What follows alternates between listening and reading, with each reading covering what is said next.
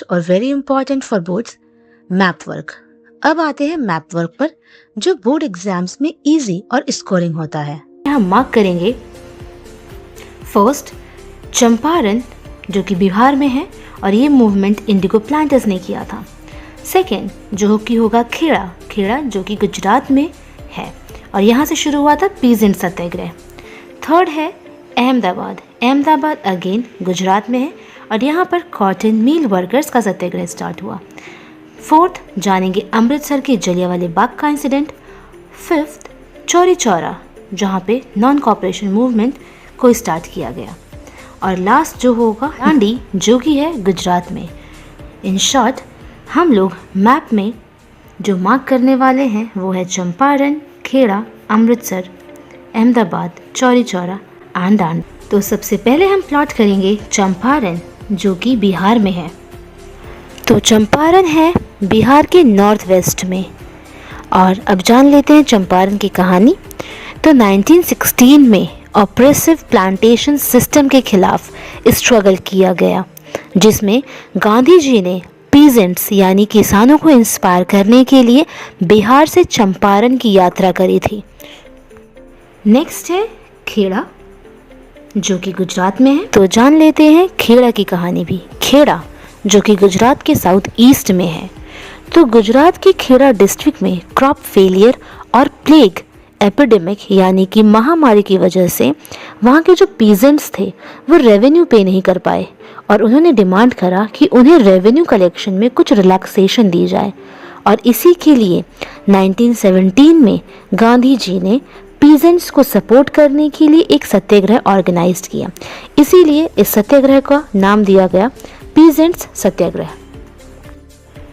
Third होगा Ahmedabad. Ahmedabad again Gujarat में है, बस खेड़ा से थोड़ा सा ही ऊपर। तो 1918 में Mahatma Gandhi cotton mill workers के बीच सत्याग्रह मूवमेंट करने के लिए अहमदाबाद गए। फोर्थ होगा अमृतसर। तो अमृतसर पंजाब में है और पंजाब इंडिया के नॉर्थ वेस्ट पार्ट में है। और कहानी 13 अप्रैल की है।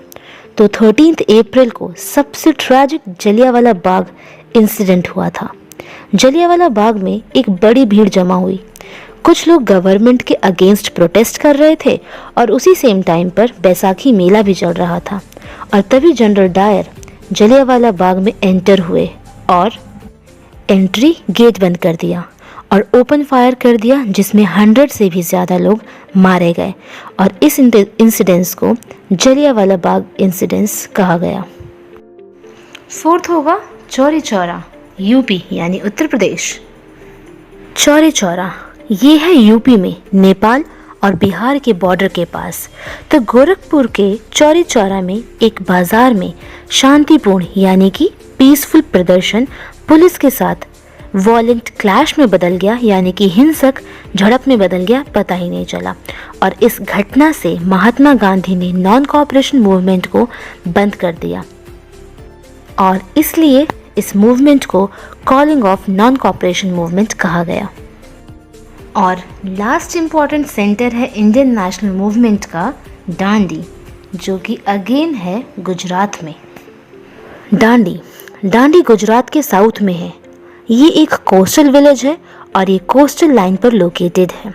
महात्मा गांधी ने अपने सॉल्ट मार्च की शुरुआत साबरमती के गांधी आश्रम से दांडी टाउन तक की और 6 अप्रैल को वह दांडी पहुंचे और समुद्र के पानी से नमक बनाकर गांधी जी ने सॉल्ट लॉ तोड़ा।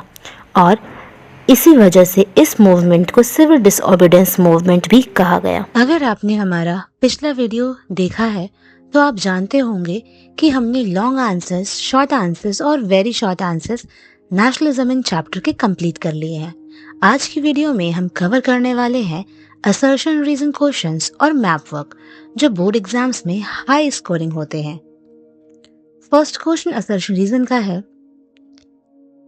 स्टेटमेंट देखिए, गांधी जी ने नेशनल मूवमेंट में नॉन वायलेंस की पॉलिसी फॉलो की और रीजन दिया गया है क्योंकि उनका मानना था कि वायलेंस इंडिया की मॉरल स्ट्रेंथ को कमजोर कर देगी।